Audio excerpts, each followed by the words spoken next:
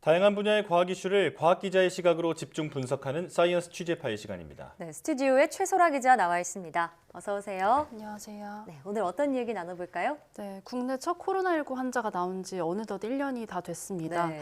현재 진행 중인 3차 대유행은요, 정점을 지나서 이제 감소세로 돌아섰는데요. 거리 두기가 일부 완화된 상황이라서 방심하면 언제든 재확산할 위험도 있습니다. 지난 1년간의 국내 코로나19 상황과 현재 진행 중인 3차 대유행 짚어보겠습니다. 네. 정말 말 그대로 벌써 1년입니다. 네. 코로나와 싸우면서 정신없이 빠르게 지나간 것 같은데 그동안의 과정을 간략하게 짚어주시죠.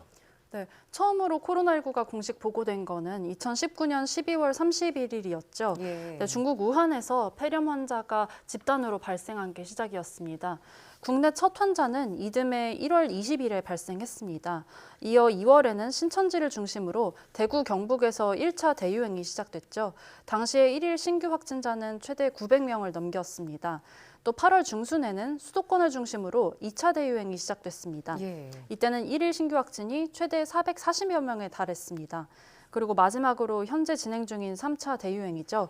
지난 11월 말부터 감염이 전국으로 확산하면서 1일 확진자 수가 1000여 명을 넘기도 한 겁니다. 예. 이렇게 지난 1년을 정리해 주시니까 확실히 3차 대유행이 1, 2차 때보다 훨씬 심각했다는 게 체감이 되는데요. 다행히 현재 3차 대유행은 정점을 지나서 좀 감소세로 접어든 모양새죠? 네, 그렇습니다. 이 역대 확진자와 이 사망자의 60% 정도가 3차 대유행 때 발생했을 정도로 지금 3차 대유행이 굉장히 심각한데요. 예. 네. 다행인 거는 최근 1일 신규 확진자가 50여일 만에 300명대로 내려왔다는 겁니다. 예. 수도권에서 거리두기 2.5단계, 그리고 비수도권에서 2단계가 내려진 지 한 달 반이 돼가면서 효과가 나타나고 있다는 분석도 나옵니다. 하지만 이 여러 방역 지표가 여전히 안심할 수 없다고 말을 하고 있는데요. 정세균 국무총리의 발언 직접 들어보시겠습니다.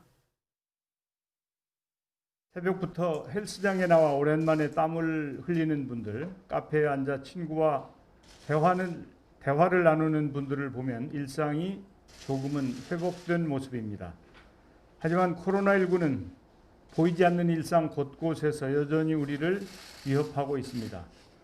최근 한 주간 집단 감염은 줄어든 대신 확진자 접촉으로 인한 감염이 45%까지 높아졌습니다. 주로 가족이나 지인, 직장 동료 등을 통해 전파되고 있는 것입니다. 이렇게 일상 속에서 감염이 늘어나면 언제라도 다시 확진자 수는 치솟을 수 있습니다. 네, 감염 경로를 알 수 없는 환자 비율이 여전히 20%인데 주변에 여전히 무증상 감염자가 존재한다는 의미입니다. 네. 게다가 다음 달에 설 연휴가 있잖아요. 지난 18일부터 거리 두기가 일부 완화된 상황이라서 방심하면 언제든지 재확산할 위험이 있습니다. 예. 자, 또 그리고 코로나19 팬데믹이 오래 가면서 바이러스 변이 소식도 계속되고 있습니다. 네. 국내에서도 변이 바이러스 감염 사례가 계속 보고되고 있죠. 네, 그렇습니다. 19일을 기준으로 국내 변이 바이러스 감염자가 모두 18명이 됐습니다. 영국발 15명, 남아공발 2명에다가 브라질발 1명이 추가로 확인된 건데요. 네. 브라질 변이 바이러스는요, 영국이나 남아공 변이와 이 변이 부위는 다른데 이 새로운 변이입니다. 전파력이 어느 정도인지는 아직 안 밝혀졌는데 해외 연구진은 기존 코로나19보다는 전파력이 세다고 추정합니다. 예. 다만 백신이 이 같은 변이 바이러스에 효과가 없을 가능성은 매우 적다고 전문가들은 보고 있습니다. 함께 들어보시겠습니다. 어떤 임상상을 가지는지, 과연 우리가 지금 개발해 놓은 백신에 들을 것인지, 전파력이 센지 그런 건 알 수가 없습니다. 그래서 지금 질병관리청에서 신종병원적 분석과라는 게 있고요. 거기서 그 과에서 지금 이제 이런 변이 바이러스를 계속 이제 찾아내고 발표를 하고 있는 것이기 때문에 이 과에서 좀 더 많은 인력이 그 증원이 돼서 이 검사를 제대로 그러니까 체계적으로 더 많이 할 필요가 있습니다. 일본 같은 경우는 굉장히 검사 건수를 많이 해서 지금 브라질발을 발견했거든요. 네, 확진자가 더 늘어날수록 변이 바이러스가 나올 확률이 점차 커질 수밖에 없습니다. 네. 때문에 팬데믹이 지속되는 한 앞으로도 추가 변이 바이러스가 나올 가능성은 언제든지 있습니다. 예. 네. 자, 그 계속된 변이 바이러스 소식 때문에 백신을 접종한 이후의 상황도 사실 걱정되는 게 사실인데 일단 백신을 맞고 우리 국민이 집단 면역이 형성되는 시기는 언제쯤일까요?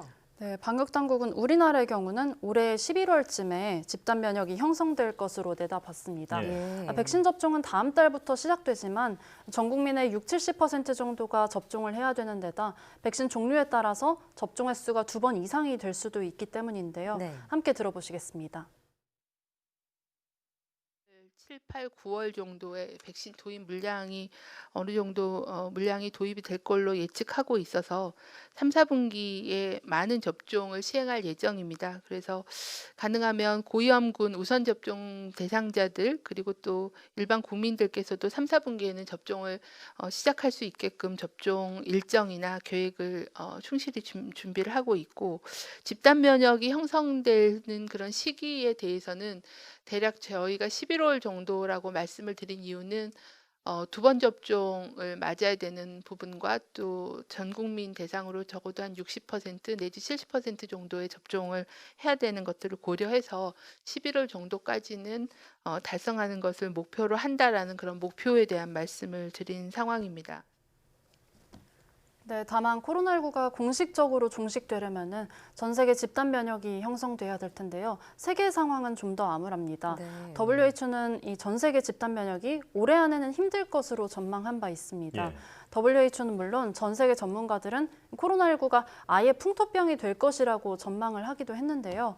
일각에서는 이 백신 접종이 늘면서 2022년쯤에는 상황이 조금 나아질 것으로 전망하기도 했습니다. 네. 함께 들어보시겠습니다. By 2022, hopefully we will have a large percentage of the global population able to access vaccine and get vaccinated. And I do think that will make a difference. I think that that is going to allow us to begin to normalize activities like travel, how we meet, things like going to restaurants and so on. So I do think that this year and probably into next year is really the changeover period for this this pandemic. I don't think it's realistic to expect that by 6 months or 8 months, all of a sudden life is going to go back to normal. I don't think that's realistic at all. 네, 국내 집단 면역이 형성되더라도 결국에 이 종식이 되려면은 전 세계 집단 면역이 필요한 건데요. 적어도 올해는 내내 이 마스크 쓰기나 거리 두기 등 위생 수칙을 지켜야 한다는 의견이 전문가들 사이에서 더 우세합니다. 네. 다음 달부터 우리도 백신 접종이 시작되는데 해외 사례를 보면 백신 접종을 하고 나서도 감염되는 경우가 있었잖아요. 예. 자, 백신을 맞더라도 마스크는 앞으로 함께 해야 한다 이렇게 생각해야겠습니다. 지금까지 최소라 기자와 함께했습니다. 고맙습니다. 고맙습니다.